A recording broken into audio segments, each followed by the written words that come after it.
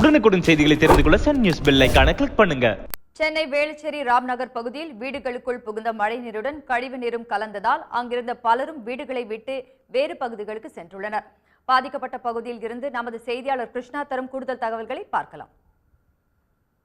நிவர் புயலானது கரையை கடந்திருந்தாலும் அதனால் பெய்த மழை என்பது சென்னையை வெள்ளக்காடாக மாற்றியிருக்கிறது. சென்னையின் பல்வேறு இடங்களில் குறிப்பாக தாழ்வான பகுதிகளில் முழுவதுமாக வெள்ள நீர் சூழ்ந்திருக்கிறது.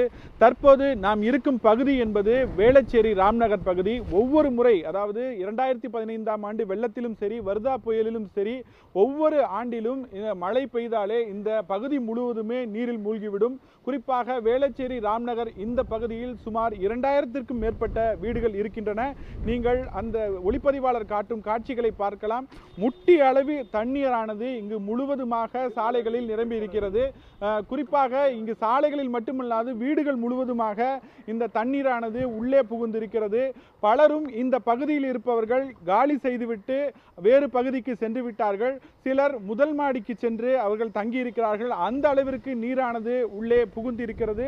குறிப்பாக இந்த பகுதியில் பார்க்க வேண்டுமென்றால் மழை நீர் மட்டுமல்லாது அதே நேரத்தில் சாக்கடை நீரும் கலந்து இருப்பதால் இங்கு ஒருவித துர்நாற்றம் அடிக்கிறது. இந்த சாக்கடை தண்ணீரும் தொடர்ந்து இங்கு கலந்திருப்பதால் கருப்பாக இந்த தண்ணீர் தேங்கி இருக்கிறது.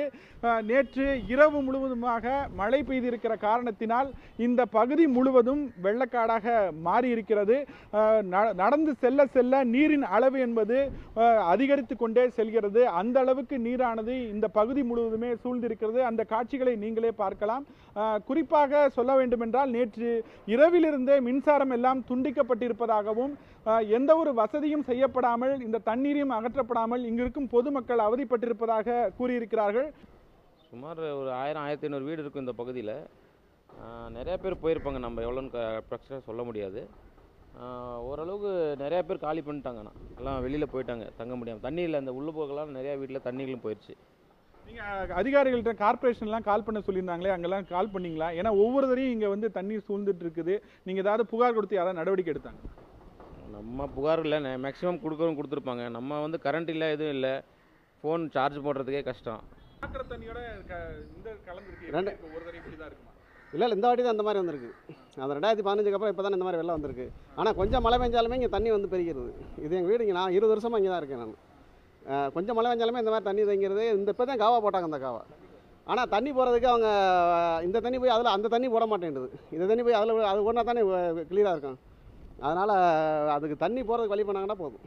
இந்த மழை நீரானது முழுவதுமாக வீட்டிற்கு முழுவதும் சூழ்ந்து வயதானவர்கள், குழந்தைகள் என்று பாதிக்கப்பட்டிருக்கிறார்கள்.